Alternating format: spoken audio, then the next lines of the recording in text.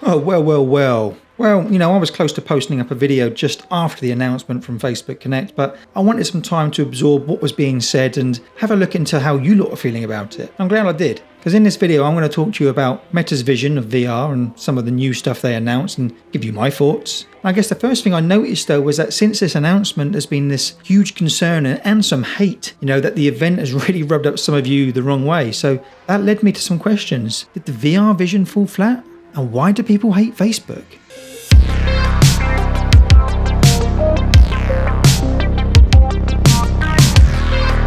So let's get down to it. So why do people hate Facebook? Well, I think firstly, privacy and greed's one. You all feel like your data's being stolen from you and used in a way which only benefits them, with profit. And we know now this is kind of true because, we're seeing adverts for things that we were talking about. Or maybe it was something you were Googling, then suddenly an advert appears as though they were watching you. And as a creator, your videos are being shared on their platform and the only person rewarded for that click is Facebook, not the original creator. You as a consumer click on adverts and they get revenue for you clicking. The Facebook algorithm is learning everything about you.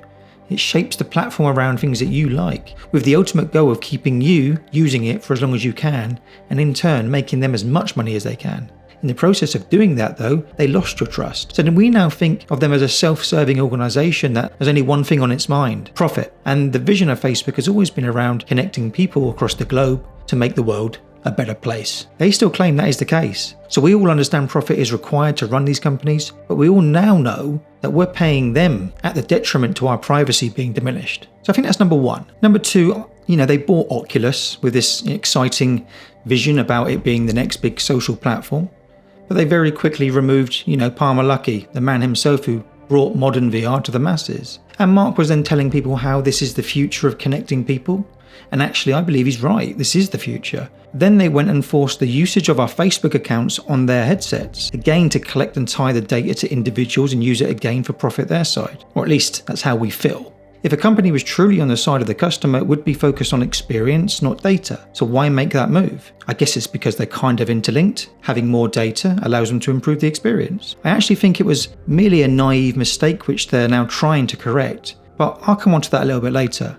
Basically, when we talk VR, we're talking experience. And experience in VR is king. It can be a place for solace or just fun with your friends. What most of us are worried is that they turn this innovative platform into something which represents Facebook's drive for profit. In short, we just don't trust them still. So we've established why we dislike Facebook. Now known as Meta, let's explore some of the key messages of the night. Well, of course, he talked about the metaverse. I mean, the whole announcement was just basically him in some sort of metaverse. He wasn't wearing a headset, but you could see the CGI around him was trying to give you the feel that he was inside the metaverse. And he spoke a lot about interoperability of a metaverse, which I guess is really important. When creating a metaverse, you want the ability to take things that you own into other applications and not be pinned down to only one platform. They then hinted at the use of things like NFTs, which makes total sense. It's going to be assigned to you and kept safe in your own digital wallet. The same applies to decorating your apartment with digital art. You can take it and put it anywhere. So if you could buy it in that platform, can you go and use it somewhere else? Some of the issues with the keynote, of course, was that everything he was talking about felt Cloud9. It's just things that they are working on, stuff that we could maybe do. And he feels maybe in 5 to 6 years, all this stuff's going to be mainstream. Entering the metaverse either in, VR, AR, or even on your laptop or mobile phone. As such, this stuff's going to work across all platforms, which is great. That's great. I mean, that's exactly where it needs to be. You need to be able to go from VR to real world mixed reality and bring that world with you a little bit. One of the things he also spoke about was the investment of £150 million into train new creators. They are the only tech company I know taking this so seriously that they're investing in people like that. So I've got to say this was a very warm welcome to me. He showed some interesting things around, joining friends at a concert anywhere around the world. I thought that was all a little bit dumb. None of them were wearing headsets and it didn't really ring very real to me. And let's not forget, none of this is new. VR chat and Altspace has provided the ability to socialise with your friends and make new friends for quite some time in VR. They also touched on the corporate environments. So, for work, they were showing you things like Horizon Workrooms, carrying out tasks and collaborating with each other in nice, comfortable working spaces. It all looked very nice, apart from the terrible acting and the fact none of it is very realistic for the right now. It's all huge cultural change, but I do believe it is where things will go. I firmly believe that's exactly where things will go. They also spoke about reversing, the need for a Facebook account on your VR headset. And this was a strong move, and it seems to be a step towards trying to debrand their VR platform from the negativity of Facebook. They also have said that you will be able to delink your account and keep all your purchases. According to, Andrew Bosworth, the VP of XR, he said that this is going to be their top priority. They've of course also rebranded the Oculus name to Meta. Yeah, I'm not particularly over the moon about that one. I mean, the rebranding of the company to Meta is an interesting one. It basically means you're going to have Meta at the upper level, and below that you're going to have Facebook, Instagram, WhatsApp, and then Meta. So you've got Meta under Meta. Why don't they just keep it as Oculus? I don't quite understand why they've done that. So their extended reality department showed some really cool stuff. So we got full body and realistic avatars. That was a really interesting insight to the possible future of how we can look in virtual reality. Now, what they created here is not real time, so this stuff's obviously not ready yet, but as you can see, it looks pretty cool. It's nearly photorealistic, and I think that's where they're trying to get to, fully photorealistic. So this is going to allow you to implement yourself into virtual environments looking just like yourself.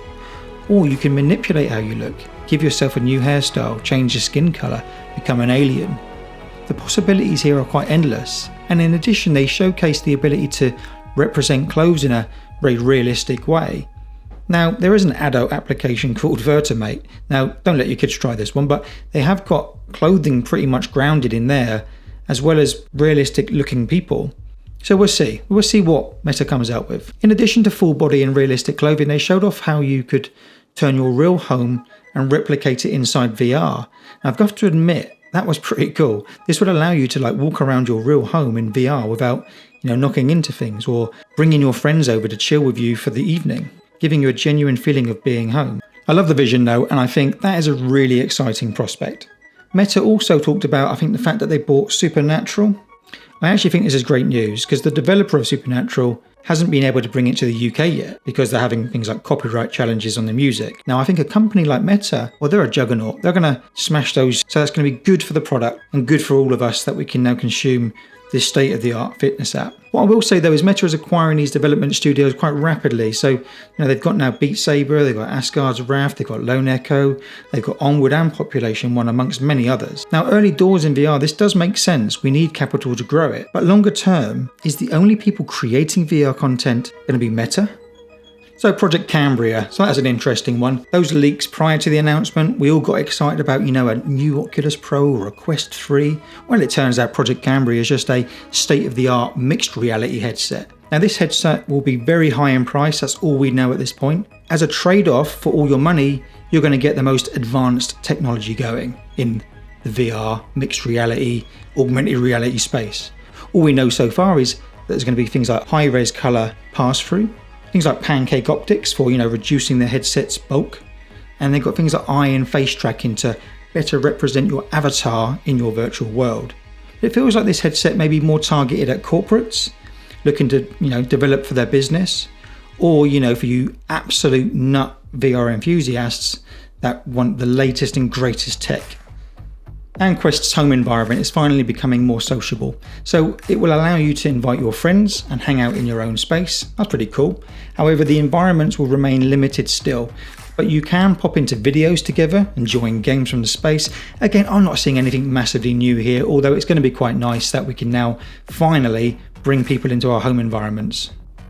They also announced, obviously, Grand Theft Auto San Andreas coming to the Quest 2.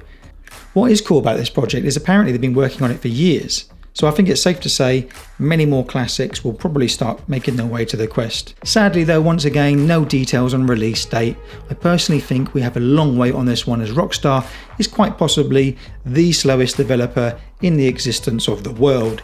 And GTA 5 was released in 2013. How do we still not have a GTA 6?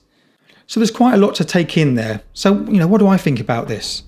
Well, look, we've got a VR channel because we firmly believe in this technology. The main reason in that belief is because we love it, and you can see the long-term potential of it. The same way I think crypto and NFTs will change things like the financial system in gaming, I think VR and the surrounding tech like augmented and mixed reality is going to change how we interact with each other.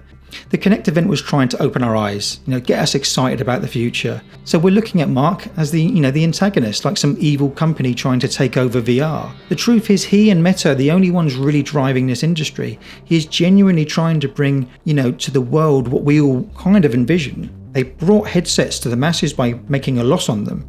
They have literally the cheapest headset on the market. And I hate to say it, but without companies like Meta, this technology is just going to take 20 years.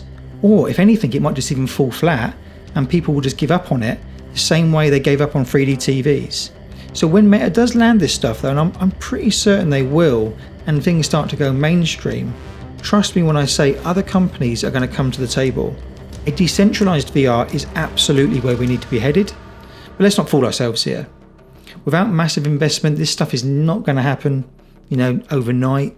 I think Meta is listening to us and they're trying to change their ways to improve that, tarnished image. So really that's it from me. I mean, it's a very interesting time for VR, and it was a welcome announcement. It's nice to know that the VR world is still alive and that there's companies out there really trying to drive the hell out of this stuff, because we need it. We need it. We can't do this with small independents. So we need some big Goliaths out there to really kind of help us drive through VR. And I'm excited for it. I'm really excited for it. Anyway, hope you enjoyed it. See you in the next one.